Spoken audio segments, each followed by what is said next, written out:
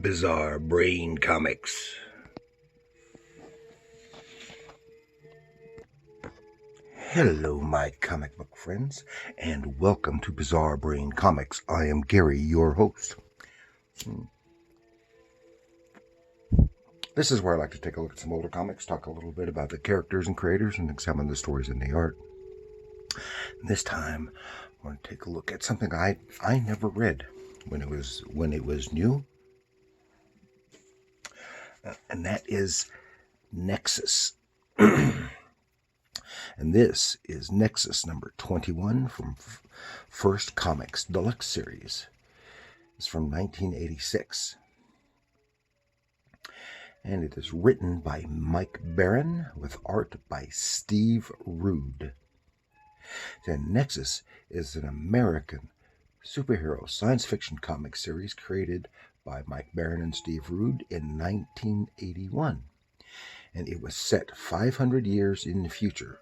It was published by several publishers, starting with Capital Comics and First Comics for quite a while, and then Dark Horse Comics, and it ran up until 1997. Again, Steve Rude was born in 1956. He's an American comic artist, best known as co-creator of Nexus. He attended Milwaukee School of Art and Design and the University of Wisconsin.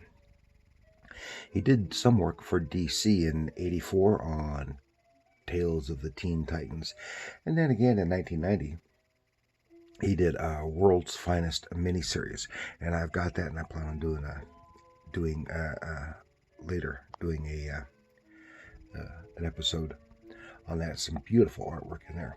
He did two intercompany crossovers with Magnus Robot Fighter and Nexus, and then Hulk versus Superman.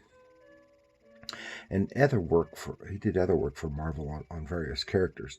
And in 2013, he returned to DC on various projects.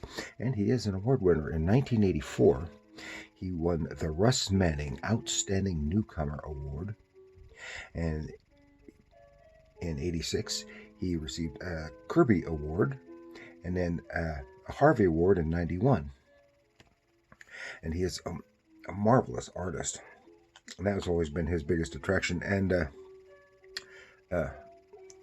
his work on Nexus. Now, I'd never read Nexus, but I always admired the artwork in it. And his artwork has often been compared to Alex Toth, and it's kind of a blending of Alex Toth and Russ Manning. Now, when I see a little bit of Alex Toth influence in there, but mostly what I see is a lot of Russ Manning influence in his art, and it is just beautiful.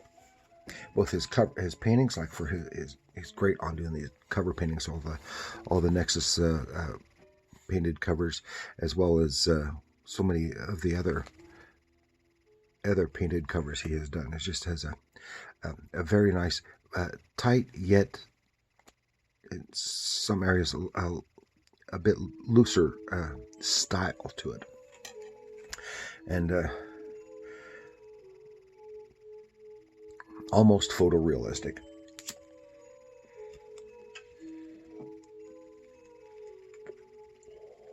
Okay, so let us have a little look in the pages. Now, I said I had never read Nexus. I may have read one or two way back when. I don't remember. But generally speaking, I didn't pick up Nexus up. And it's one that it is just based on this one, seems pretty difficult to kind of come right in the middle. But because it's an ongoing storyline constantly, and it makes it a little difficult to just jump on if you don't start at the beginning. And here at the beginning is some beautiful artwork, and it's like what he made a splash panel, but still had 3 insert panels in there. without detracting from the overall splash panel. And this is the planet Elam, and this is where Nexus works out of. And all these spaceships of refugees, and there's some little bits of commentary to contemporary organizations and events and stuff, but it's just mostly in the context of the dialogue. Okay, and here these all on this one big ship with these refugees, and here comes the vice president of Elam and his big old bodyguard Creed. It's a lot of weird stuff going on in here, and there, and the title. Here we go.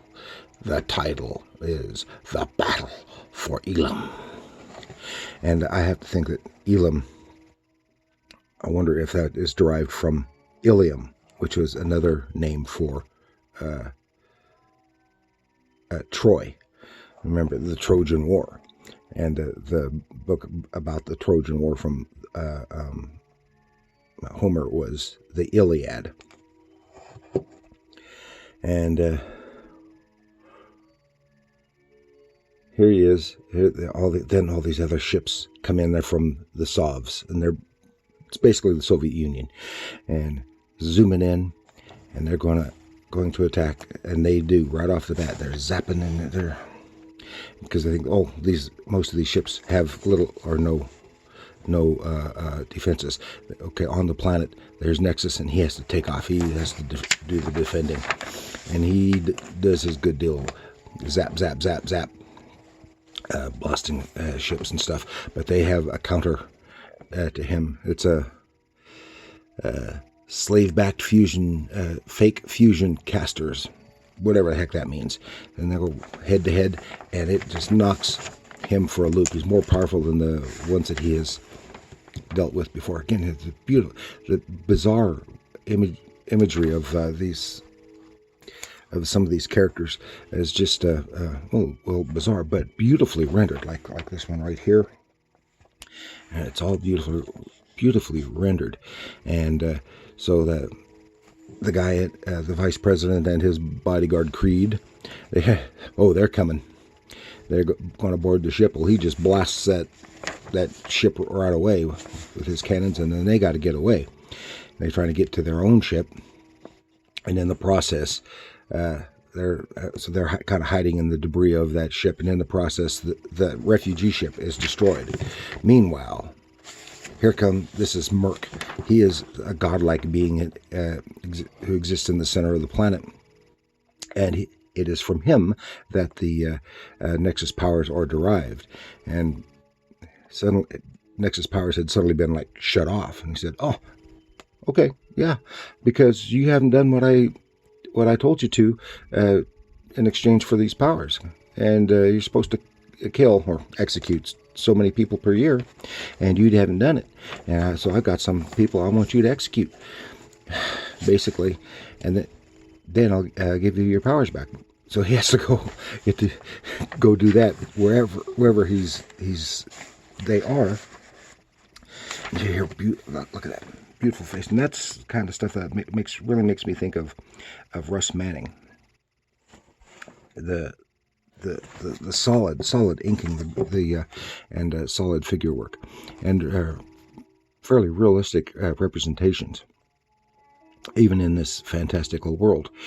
And so they had to come up with an idea. The guy Creed, who's still trapped, had a vault of weapons. It's like the only weapons on the planet, and it's booby trapped. They can't get in, but Nexus manages to get in.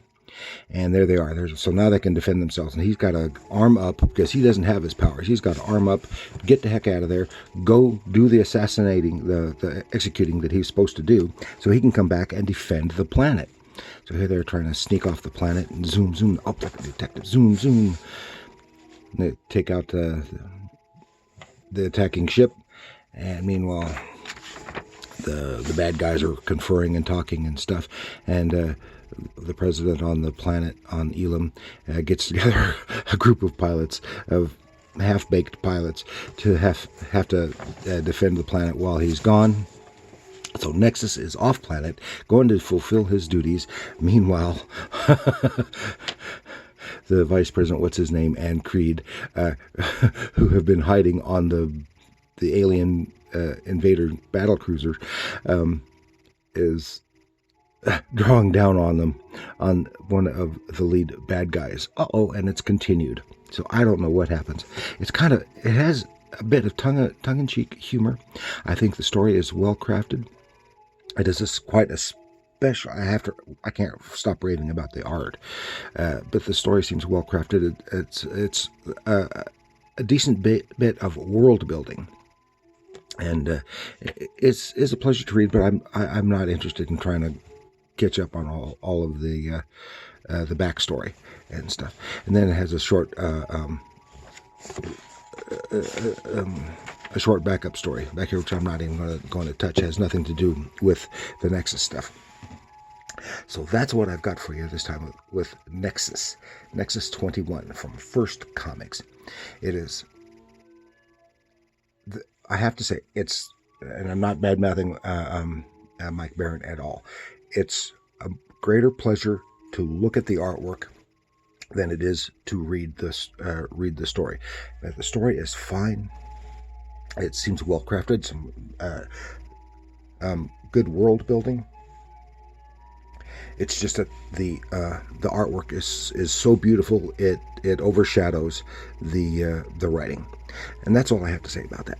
So thank you for joining me. Please like, share, and subscribe, and do leave a comment.